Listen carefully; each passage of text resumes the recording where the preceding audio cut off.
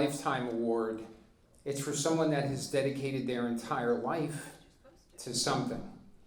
So I'm here to introduce Claudia Henschke, who is one of my idols. Before I knew Claudia personally, before she even knew who I was already a fan.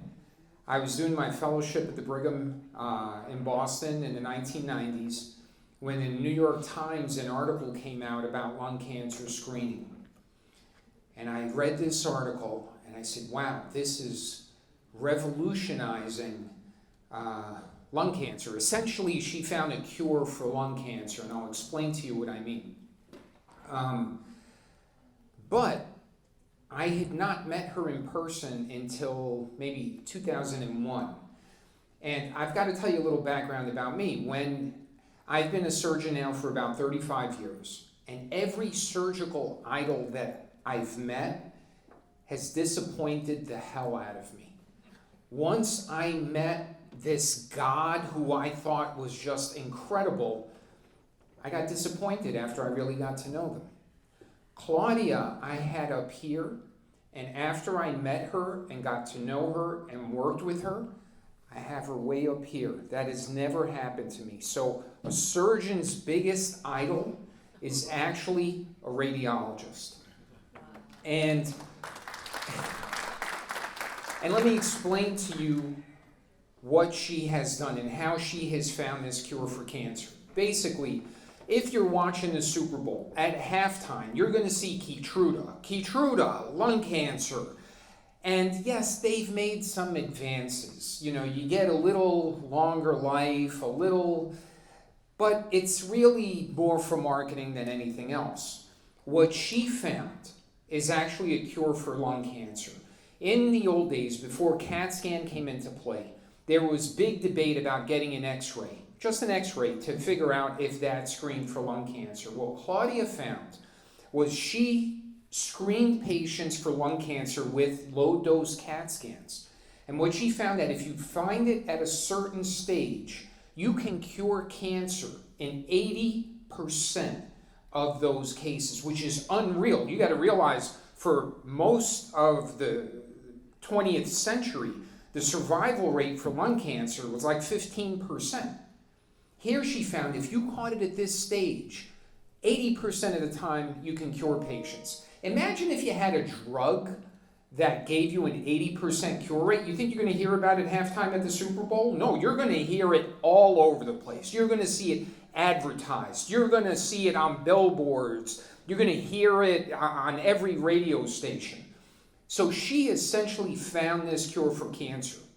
And the incredible part was that she found that, and so many different entities tried to take her out.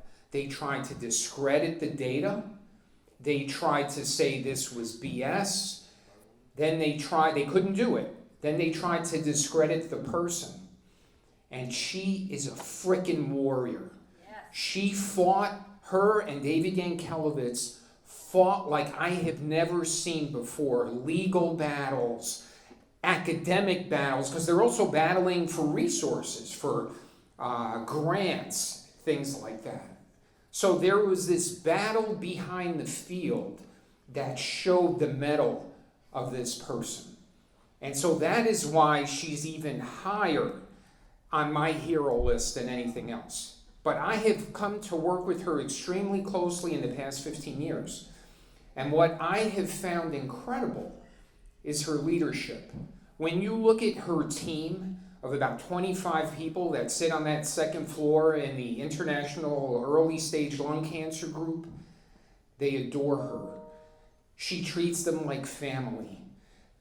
This is the first leader that I found that didn't burst my bubble, but that made me realize that you can lead with love at the same time. And you can make a big difference in lives of the entire world. So she changed the field of lung cancer. She has changed many of the surgeries that I do. Before, sometimes you would find cancer at a stage where you got to take out the entire lung. Now, because we find it at this stage, we only have to take out a little piece. And we make it with 3 little small holes.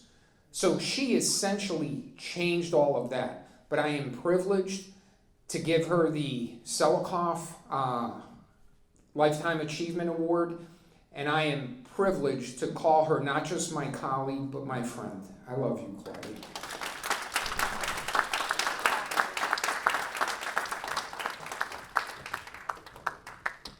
Wow. What can I say after that?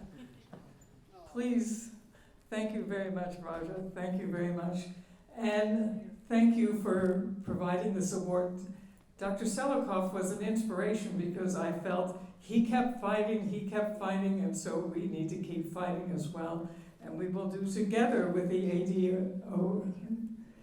So I just have one thing to say to John Neal.